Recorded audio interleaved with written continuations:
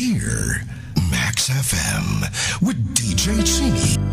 First of all, I'd like to greet all the avid listeners of your program, Jean.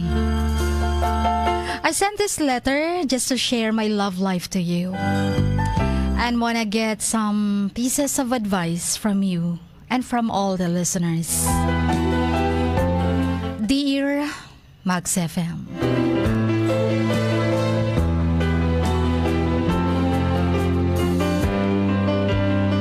just call me Audrey.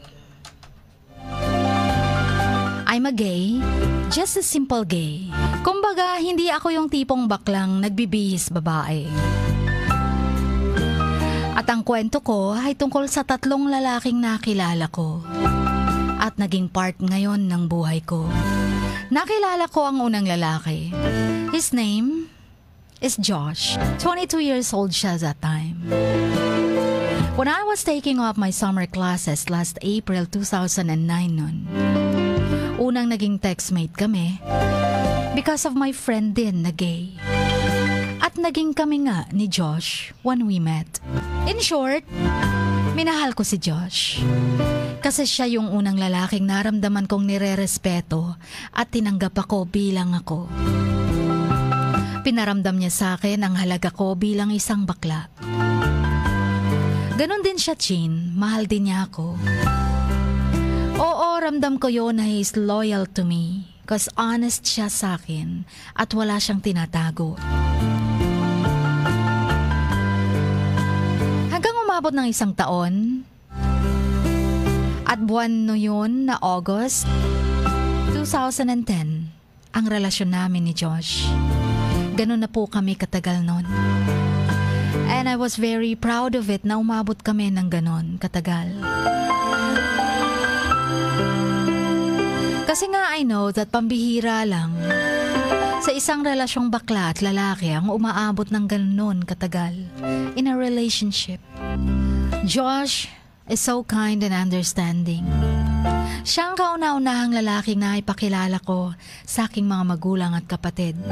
Oo, tanggap siya ng pamilya ko nang minsan nang dinala ko siya sa amin upang ipakilala sa kanila. Kung minahal ko si Josh, ganun din siyang minahal ng pamilya ko. They treated Josh as part of our family. Sa loob ng 1 taon at ilang buwan ng aming pagsasama, marami na kaming mga napagdaanang nalampasan din namin. Tulad ng diskriminasyon at panghuhusga ng mga taong makikitid ang pag-iisip. Hindi open sa bagong lipunan na ginagalawan natin ngayon. Marami na rin kaming mga happy moments na mahirap ng kalimutan, kahit nakatatak na ito sa aking puso't isipan. At may mga pangako na rin kami sa bawat isa na kung sakaling darating yung panahong kailangan na naming palayain ng bawat isa, ay mananatili pa rin yung magandang ugnayan namin as friends. Josh is my inspiration sa studies ko, aside from my family. He always took care about my studies, lalo na ngayong graduating ako nun. And I really, really loved him, Chin. Wala akong ibang tinitext kundi siya lamang at yung mga importanteng tao lamang para sa akin. Kumbaga, hindi ako mahilig makikipag-textmate at mag-entertain ng ibang taong hindi ko kilalang nagtitext sa akin. Pero nang dumating yung time na naging busy si Josh sa work niya, starting December noon 2009, nag-umpisa akong makipag-textmate. Kasi hindi na nga kami masyadong nakikita at nagkaroon ng communication, even through text man lamang. Kumbaga, wala na kaming mahanap na time for us to have bonding with each other. January 2010, nang makilala ko si Junjun. He was just 17 years old noon. Naging textmate kami because of my classmates. My classmate gave Junjun's number din to me. Kaya almost 1 month din kaming nagtitext-text ni Junjun. At sa loob ng 1 buwan, mahigit na nagtitextan kami, ay hindi pa kami nagmi-meet. Sinagot ko si Junjun sa text. But for me, kaliwangawan lang ni. Anak ko, lingaw-lingaw lang good. And I was not serious about us. Kasi nga hanggang text lang kami at call. Sinabi ko kay Josh ang tungkol sa amin ni Junjun. When we celebrated our Valentine's Day as partners last Feb 14 noon, 2010. Okay lang kay Josh kasi sabi ko kalingawan lang na ako na. Ipinatext ko kay Josh, si Josh kay Junjun, gamit ang cellphone ko that night. Sabi ko, sabihin mo na boyfriend kita at magkasama tayo ngayon. Yun ang sinabi ko kay Josh. Para tumigil na siyang mag-text sa akin. Kasi that time, Chin, na-OOA-han na ako kay Junjun. At naiinis na ako kasi di lang ako makapag-reply, nagagalit na agad. Kaya yun ang ginawa ko. Nang malaman ang lahat-lahat ni Junjun tungkol sa amin ni Josh, ay doon na nag-stop yung communication namin. Sa ginawa kong yon, hindi ko na inisip kung nasaktan ko ba si Junjun. Kasi ang importante sa akin ay ang relasyon namin ni Josh. That was our last bonding with Josh.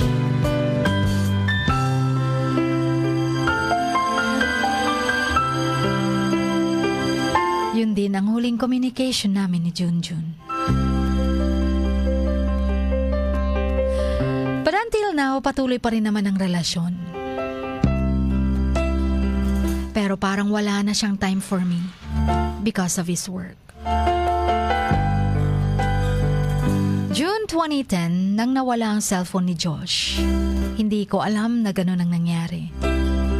Sobrang inis ko talaga sa kanya kasi di man lang niya ako in-inform na nawala ang CP niya. Para hindi rin ako mag-alala. Almost 1 month kaming walang communication that time. At doon na naman ako nag-umpisang magkaroon ng hilig sa pakikipag-textmate. Kaya nag-text ako sa programa mo, Chin. Kung maaalala mo pa noon, sa isang programang Dear MOR pa. Just to on-air my number. And after mong na-on-air ang number ko noon, June 2010, dinagsa ako ng textmates. At doon ko naman nakilala si Joe. Naging kami nga ni Joe. June 27, 2010 nun. Inopen niya ang lahat ng napagdaanan niya sa buhay. Ganon din ako, except yung tungkol sa amin ni Josh. Ramdam kong seryoso siya sa akin, Jean. At mahal niya ako. Pero aaminin ko, sinagot ko lang siya para gawing panakipbutas lamang. At upang may ka-textmate. Pero hindi ko alam na ang panlolokong ginawa ko sa kanya ay may katumbas na pagmamahal mula sa kanya at ang bilis na hulog ng loob niya sa akin. Minsan nang tumawag ako sa kanya, sinabi niya sa akin na please, wag ko daw siyang lokohin. Wag ko daw siyang iwan. Dahil mahal na daw niya ako. Ewan ko ba, hindi ko na alam kung anong gagawin ko that time. Nang sinabi niyang si second sem daw ay magta-transfer na siya ng school sa Davao upang doon ay pagpapatuloy ang pag-aaral niya. Dahil doon siya gustong papaaralin ng auntie niyang sumusuporta sa kanya. Sabi niya magsasakripisyo siya doon na kahit mapalayo sa akin, basta't wag ko lang daw siyang iwan. Wag daw papalitan dito sa puso ko. Nang narinig ko yun mula sa kanya, hindi ko alam ang naramdaman ko. May halong tuwa at konsensya. Tuwang sa kadahilanang may way at reason na akong makipag-break sa kanya. Pero natatakot akong sabihin yun sa kanya. Bagkus alam kong baka mawalan siya ng gana to pursue his studies sa Davao. At the same time, nakukonsensya ako. Sapagkat nagsisinungaling ako sa kanya tungkol sa tunay kong nararamdaman. And until now, I am still committed with Josh. Mula nung narinig ko yon mula sa kanya, bihira na lang akong nagte-text sa kanya dahil sa konsensya ko. Until now, sa isang linggo, mga 3 beses ko na lang siyang nire-replyan. Hanggang isang araw, habang wala akong ginagawa, naiisipan kong kumustahin si Junjun. Nag-reply nga siya. Nag-sorry ulit ako sa kanya sa nagawa ko nun sa kanya. Sabi niya, okay lang daw. Nakapag-move on na daw siya. Chin, this time ako ang nanligaw kay Junjun. Sabi ko, pwede bang maging kami ulit? Dahil nagsinungaling na naman ako sa kanya na break na kami ni Josh. Una, ayaw pa niya. Kasi nga baka gagawin ko lang daw siyang panakipbutas. And I replied, no. I love you and I need you. In short, naging kami nga ulit. July 28. Hindi ko alam na is willing na palang makipag-meet sa akin. So nag-meet nga kami. At doon ko siya nakilala ng lubusan. Kung anong klaseng tao siya at kung anong mayroong katangian siya. And when I knew about him, unti-unting nahuhulog na pala ako sa kanya. Dahil nga ang bait niya. At dahil rin sa mga efforts niya na ginagawa niya para lang mag-meet at magsama kami. It was so sweet, caring, and loving.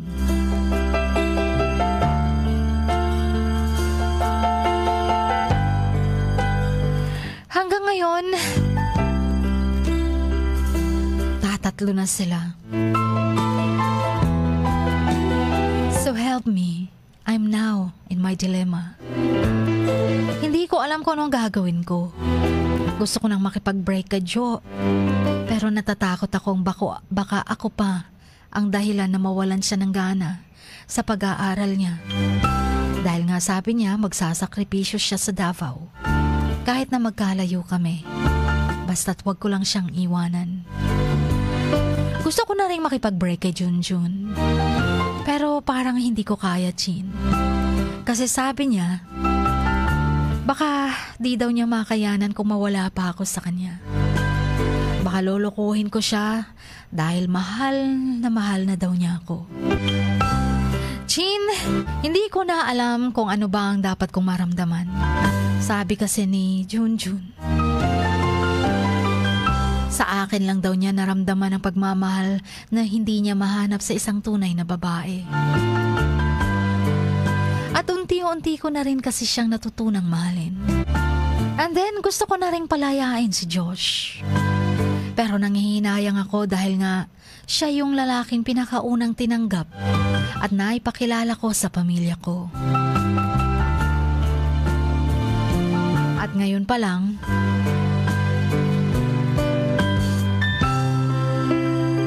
na iniisip kong maghiwalay kami, ay hindi ko na rin kakayanin. Sino bang pipiliin ko? Sino ba ang hihiwalayan ko na? Si Josh natanggap ng pamilya ko, ngunit wala ng time sa akin because of his work. O si Jo, na parte ako ng buhay at pangarap niya. O di kaya si Junjun, na walang ibang hinangad kundi ang mahalin ko rin siya, na tulad ng pagmamahal niya sa akin. O di kaya ang pipiliin ko na lamang ay ang sarili kong kalayaan. Ihiwalayan ko silang tatlo para sa katahimikan ng aking puso, ng isip ko at ng konsensya ko. I know, Chin, nagmahal lamang ako. And I know we gays have the right to love and be loved because we are still a part of this society where we exist. We have naman our free will. Chin, thank you for focusing on my letter, for giving time on it, na mabasa nyo sa inyong programa. At para na rin mabigyan nyo ako ng payo at pati na rin sa mga listeners na walang sawang nakikinig ng inyong program. And please play my requested songs. Muli, by Bugoy, for Josh.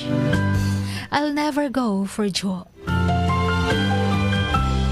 And Wala Kang Katulad, for Junjun. And lastly, Beautiful in My Eyes, for myself. Thank you so much for giving an ample time reading my very, very long letter of love. Ang inyong kamaks, Audrey.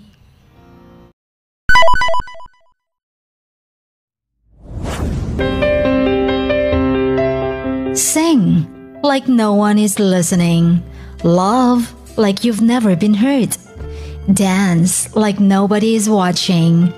And live like it is heaven on earth. Dear Max FM.